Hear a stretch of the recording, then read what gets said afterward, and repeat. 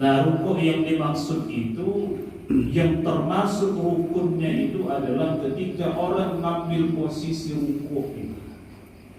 Jadi kalau bacaannya Subhana Rabbiyal Azim wa bihamdi atau Subhana Rabbiyal Azim atau yang lain, itu tidak termasuk rukun. Rukunnya itu adalah rukuknya itu sendiri.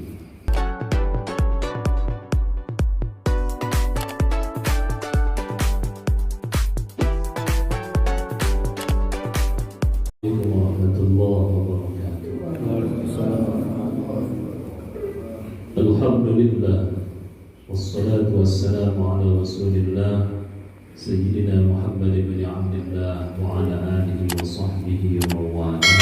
La hawla wa la quwwata illa billah, amma ba'd. Kita bahas rukun sholat dulu. Kemarin kita sudah membahas sampai kepada rukuk itu. Ya, rukuk itu tentu merupakan bagian dari rukun sholat. Nah, rukuk yang dimaksud itu, yang termasuk rukunnya itu adalah ketika orang mengambil posisi rukuk itu. Jadi kalau bacaannya Subhana Rabbiyal Azim wa bihamdi atau Subhana Rabbiyal Azim atau yang lain, itu tidak termasuk rukun. Rukunnya itu adalah rukuknya itu sendiri. Kemudian tumaknina pada waktu rukuk. Tumaknina itu bermakna tenang di dalam rukuk itu. Tenang itu berhenti sejenak saat rukuk itu. Makanya perlu difahami bahwa tumaknina itu sejenaknya itu minimal adalah ketika seseorang mampu membaca Subhanallah. Itu sudah dikatakan tumaknina. Jadi kalau panjenengan misalnya sholat tarawih agak lebih cepat, itu sah sebetulnya. Yang penting dia bisa membaca Subhanallah. Jadi kalau dia sudah bisa membaca Subhanallah, dia sudah terhitung tumaknina. Nah, tapi dalam sholat wajib itu tentu seyogianya sedikit lebih dilamakan, tidak seperti sholat tarawih. Nah, jadi kan kalau misalnya ingin sholat tarawih lama ya boleh. Kan katanya orang mungkin senang sholat tarawih lama, gitu. Karena rakaatnya banyak. Nah, itu. Kemudian waraf'u wal i'tidal wa tuma'ninatu fihi. Jadi mengangkat kepala dari rukuk itu kemudian i'tidal, sami Allahu liman hamidah, lalu kemudian diturunkan tangan ke bawah. Itu juga rukun salat. Di sami Allahu liman hamidah itu kan ucapannya. Insyaallah nanti kalau kita membahas masalah sunnahnya itu saya akan jelaskan pada panjenengan. Apakah kemudian saat imam mengatakan sami Allahu liman hamidah, itu makmumnya itu bacanya Rabbana walakal hamd, ataukah dia juga ikut sami Allahu liman hamidah? Nah, itu besok kita bahas itu. Jadi yang masih sekarang i'tidal itu. I'tidal diangkat tangan kemudian diturunkan. Itu wattuma'ninatu fihi, kemudian tumakninah di dalamnya. Kemudian wasujudu wattuma'ninatu fihi, sujud, kemudian tumakninah di dalamnya. Wal julusu bainas sajdatain wattuma'ninatu fihi, kemudian duduk di antara dua sujud dan tumakninah di dalamnya. Nah, itu dalam posisi sholat begitu. Nah, ini kita dapatkan satu dalil yang lebih jelas. Kalau masalah rukuk, i'tidal, kemudian sujud duduk di antara dua sujud, itu kan dulu sudah kita bahas dalilnya ketika baginda Nabi sallallahu alaihi wasallam itu menjelaskan tentang cara sholat ketika beliau melihat ada orang yang keliru sholatnya itu. Nah, sekarang kelanjutannya adalah wal julusul akhir, duduk akhir, wat tasyahhudu fihi, kemudian tasyahud di dalamnya. Jadi maknanya itu apa? Duduk tahiyat akhir, lalu membaca tahiyat di dalam duduk itu. Di dalam sholat itu kan ada dua cara duduk. Ada yang disebut dengan duduk tawarruk, ada yang disebut duduk iftirash. Iftirash itu duduk di antara dua sujud, kayak gitu lah. Atau duduk tahiyat awal. Kenapa di sini tahiyat awal nggak dibahas? Karena tahiyat awal itu masuk bagian sunnah.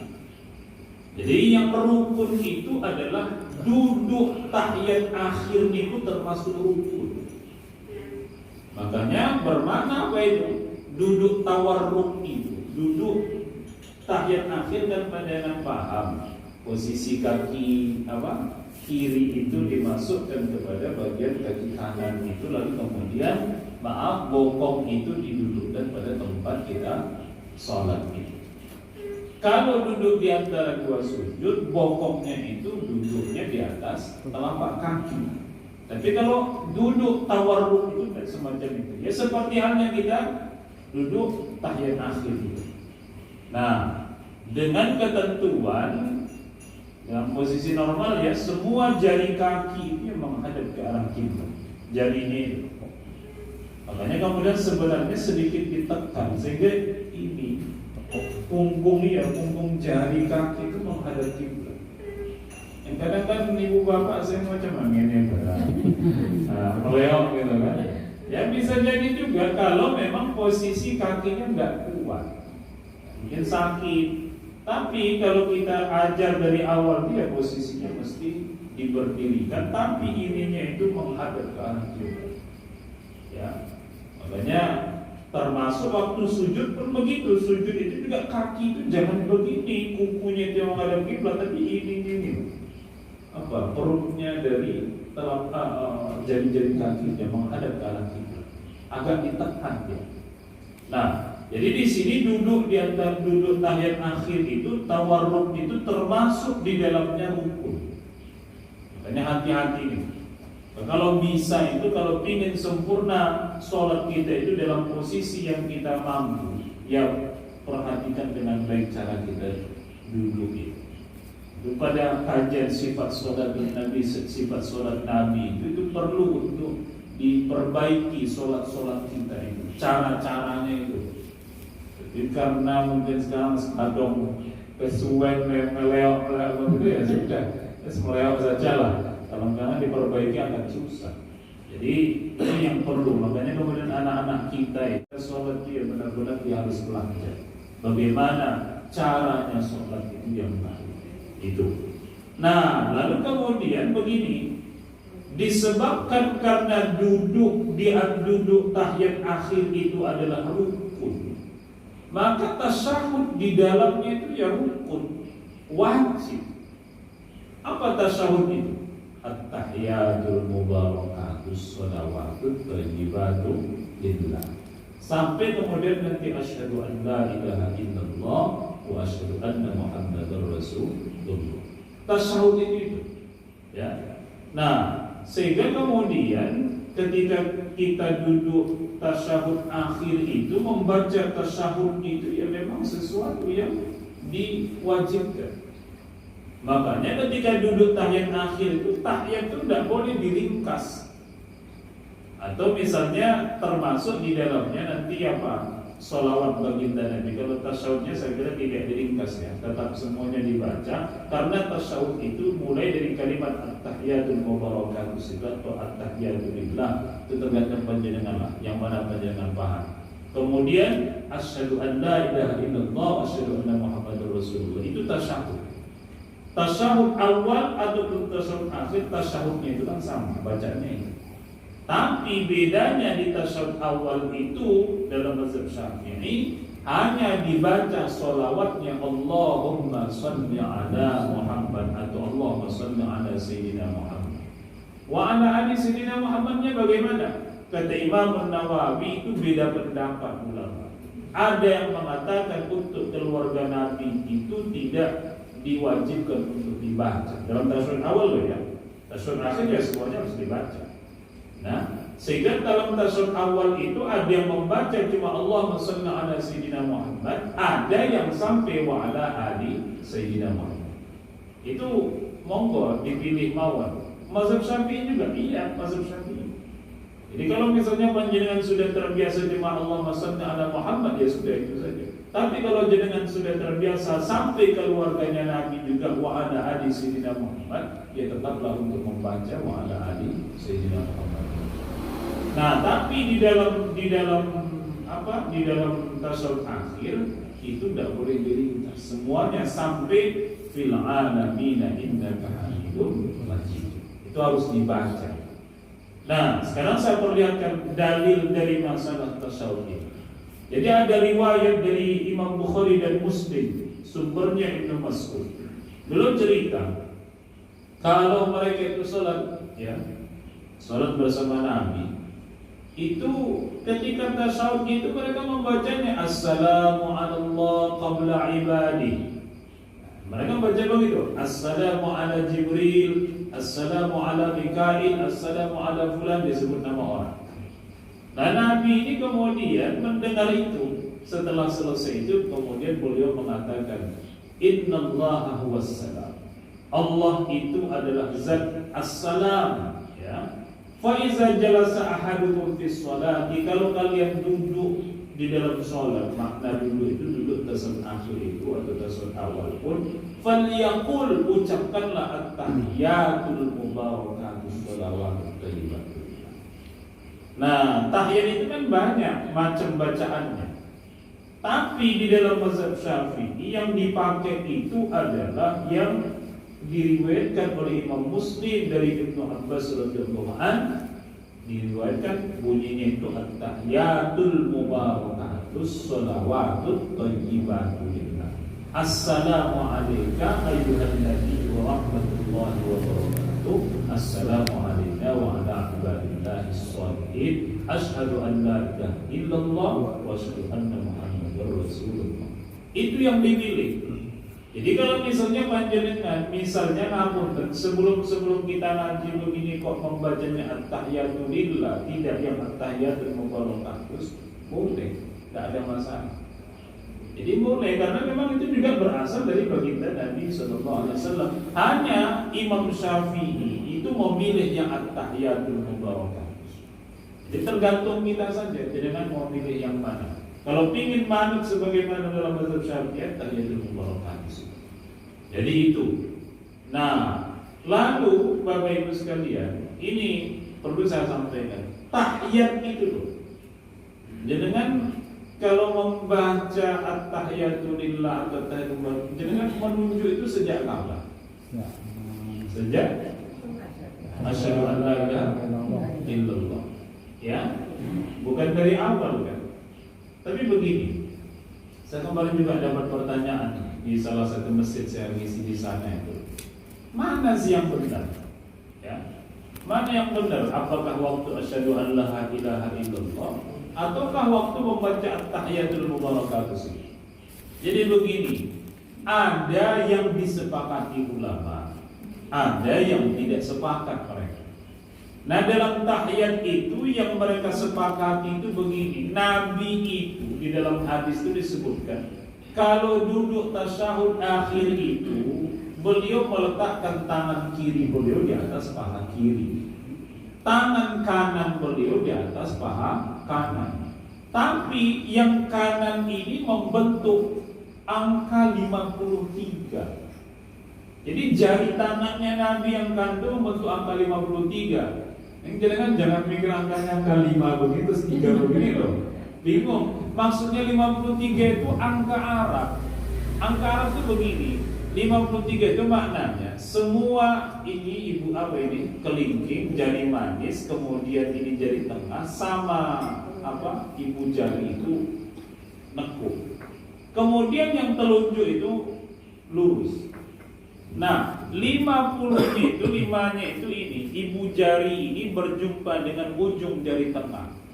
Makanya kan kalau angka Arab itu angka 5 itu kan kayak mundur gitu saja kan, kayak love itulah kira-kira begitu kan, kayak hati itu.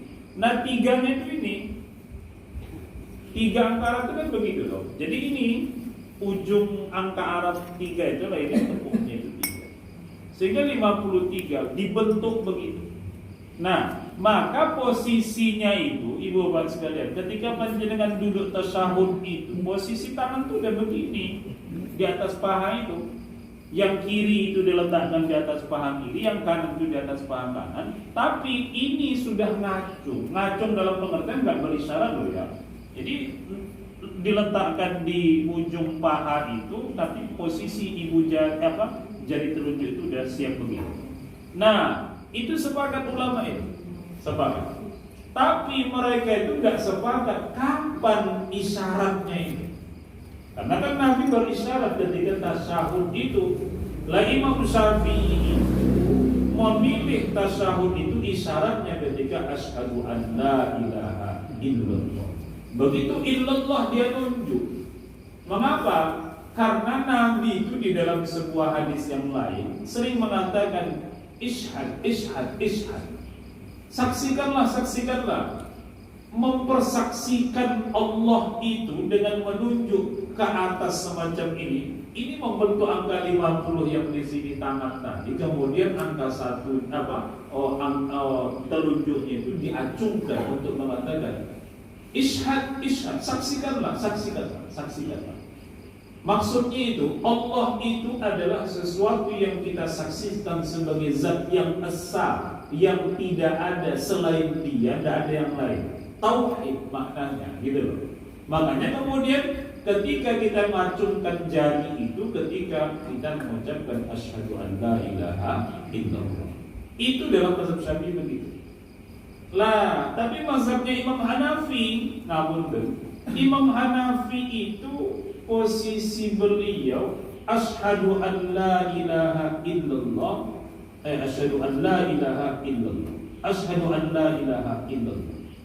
Jadi beliau menyaksikan, aku bersaksi tiada Tuhan selain Allah.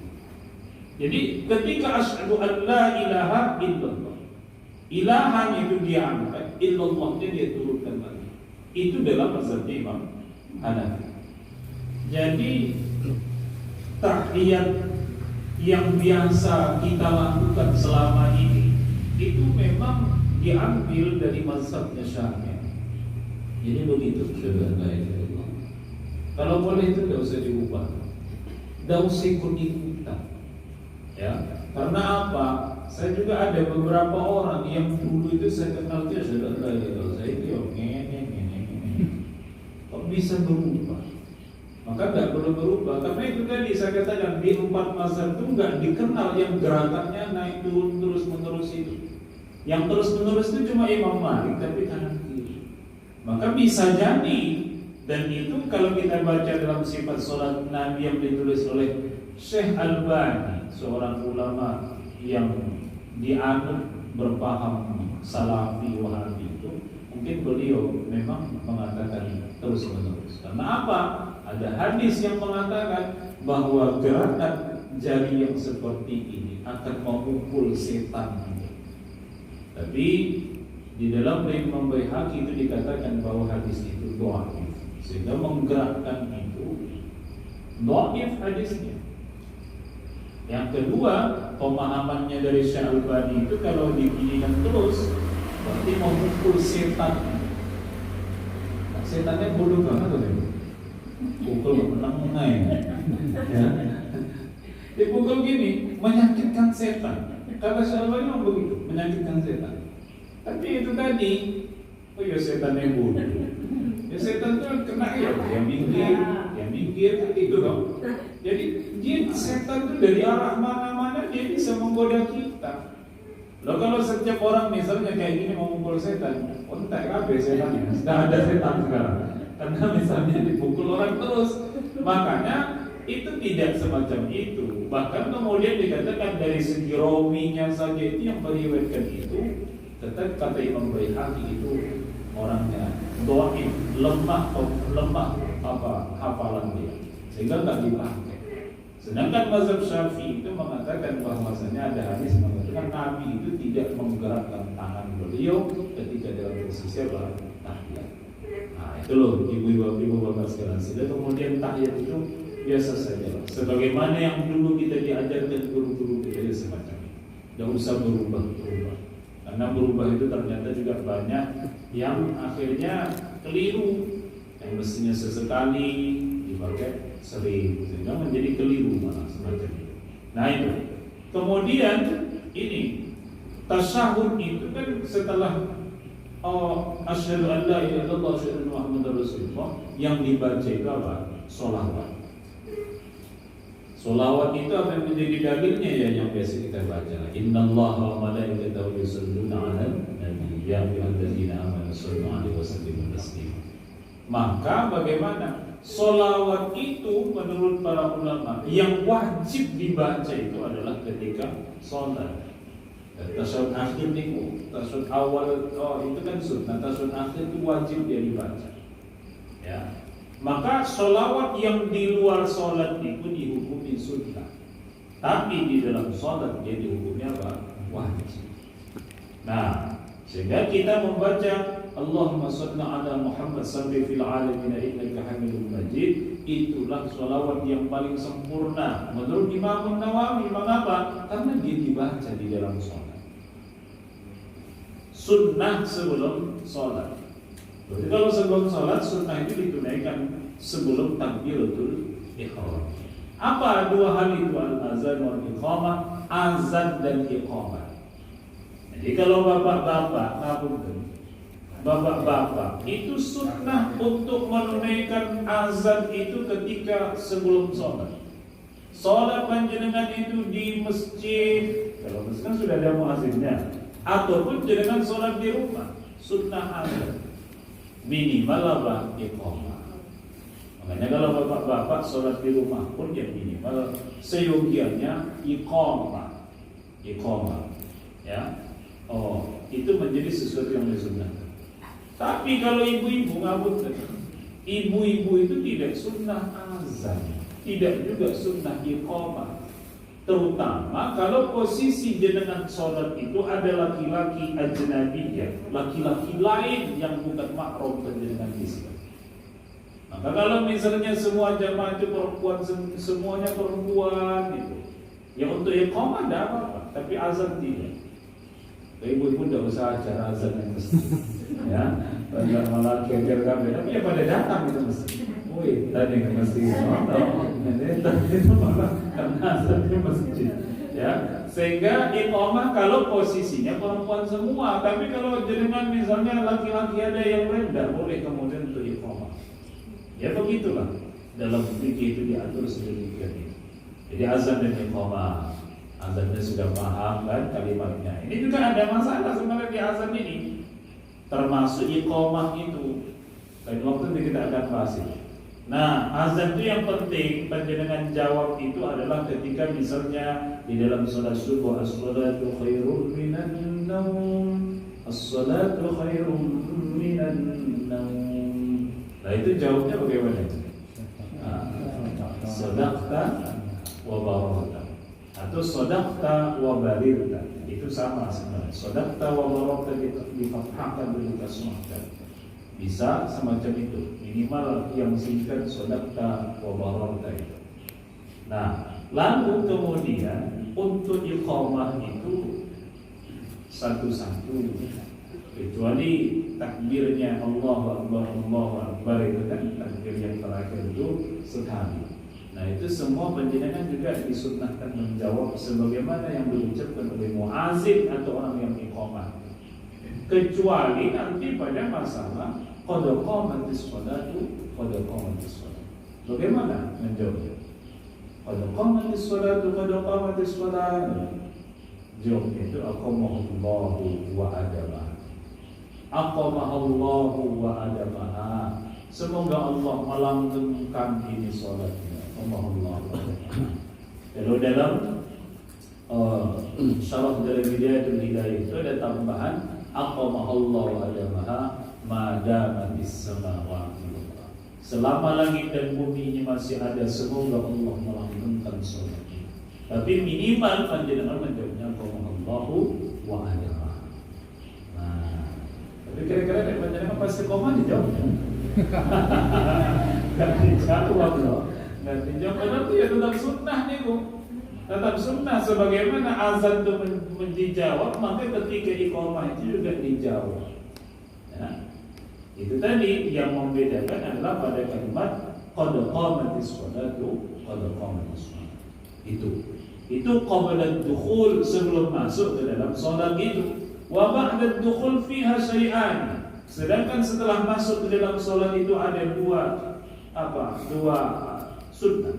At-tasyahhudul awwal, tasyahud awal, wal qunut fi subh, dan qunut di dalam salat subuh, wa fil witri fi nisfi tsani min syahr Ramadan, dan kemudian juga witir pada waktu salat witir di separuh kedua bulan Ramadan. Itu dalam mazhab Syafi'i disunnahkan untuk membaca qunut. Nah, ini menjadi sunnah abadiyah. Sesuatu yang kalau kita tidak kerjakan dianjurkan untuk sujud sahwi. Makanya panjenengan sudah hafal qunut itu, subuh itu dibaca. Nah, belum hafal bagaimana? Belum hafal ya tidak apa-apa. Kalau sudah hafal lalu lupa qunut, ya nanti akhirnya harus sujud apa? Sujud sahwi. Sujud 2 kali, ya. Makanya kemudian sujud sahwi ini pun jangan lupa sebelum salam sujud 2 kali. Nah, sujud sahwi itu ya lari. Gimana ya? Sujud sahwi itu ya lari, ya salah sujud sahwi. Bagaimana? Ya sujud sahwi itu ada yang 2 itu, ada yang sebelum salam, ada yang setelah salam. Jadi kalau misalnya panjenengan lupa sujud sahwi ini melu lari, Assalamualaikum, ya sudah sujud 2 kali. Subhana man la yanamu wa la yashku, kemudian 2 kali semacam itu. Setelah itu kemudian salam lagi, Assalamualaikum warahmatullahi wabarakatuh. Ini lagi tenang, ngopi-ngopi, orang sudah sahri mau. Bagaimana ya? Ya sudah lewat saja itu, bagaimana lagi? Itu kalau apa? Qunut. Jangan udah bisa. Ini belum bisa, saya sarankan jangan tulis. Ya. Di masjid seperti masjid umum itu kan juga masjid Baitul Muslimin itu dapatnya tulisi qunut itu. Jadi siapapun imam ya pas waktu habis iktidal ya masih gini, Allah Mahdi, ya ada yang baca semacam. Ya tidak apa-apa. Ada daripada tidak dibaca. Maka kemudian nanti kalau sudah hafal ya sudah. Nah, yang nggak boleh lupa lagi itu adalah ketika tasyahud awal ini. Tasyahud awal itu Nabi itu pernah lupa. Sehingga waktu sholat zuhur itu beliau waktu tasyahud awal beliau tidak tasyahud awal tapi berdiri langsung ke rakaat kedua. Maka diingatkan oleh para sahabat, ternyata kemudian nanti sebelum beliau itu salam di rakaat keempat itu beliau sujud 2 kali, sujud apa? Sahwi.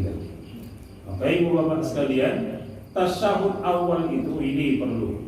Bagaimana kalau misalnya jenengan berjamaah, imamnya lupa tasyahud awal? Kalau imamnya itu masih duduk, akan berdiri tapi belum sampai berdiri tegak semacam itu, jenengan ingatkan subhanallah, itu seyogianya imamnya itu duduk. Tapi kalau dia sudah berdiri, tidak perlu dia duduk. Ya. Nah, makanya nanti makmum ujungnya ya, tergantung lah. Dengan kemudian subhanallah, imam kok terus subhanallah, ya sudah. Berarti kemudian imamnya memang ya sudah tidak apa-apa. Nanti di tasyahud akhir sebelum salam mestinya kemudian dia menunaikan sujud sahwi. Lah ketika nanti imam sujud sahwi, ya yang makmum itu ya harus ikut sujud sahwi. Jadi tidak boleh kemudian makmum tidak mengikuti imam dalam posisi sujud sahwi itu, apalagi kemudian dia tadi juga tidak ikut untuk tasyahud awal. Termasuk tadi kalau imam itu lupa dia sudah berdiri, jenengan sebagai makmum tidak perlu kemudian ikut tidak perlu membaca tasyahud awal, teruslah berdiri ikuti imam itu. Untuk nanti mesti pada akhirnya dia akan sujud sahwi. Tapi kalau posisi imam itu baru saja dia mau berdiri, belum berdiri, diingatkan dia mesti harus duduk. Nanti tidak perlu tasyahud akhir untuk sujud sahwi. Nah itu.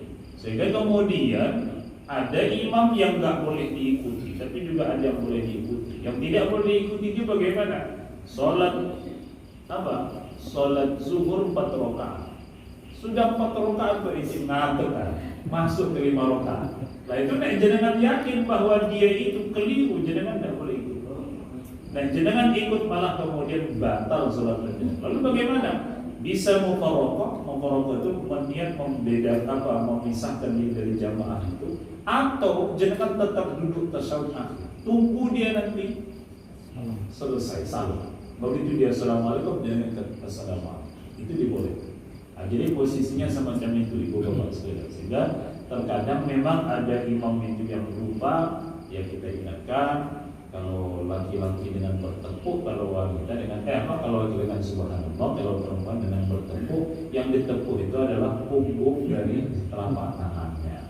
Jadi itu saja kajian kita di malam hari ini, mudah-mudahan bermanfaat dan semoga insyaallah ke depan bisa kita lanjutkan dan semoga kita mendapatkan ilmu yang bisa memberikan kebaikan dalam ibadah kita, dalam sholat kita, dan dengan kita bisa lebih baik lagi dalam pandangan Allah Taala. Amin.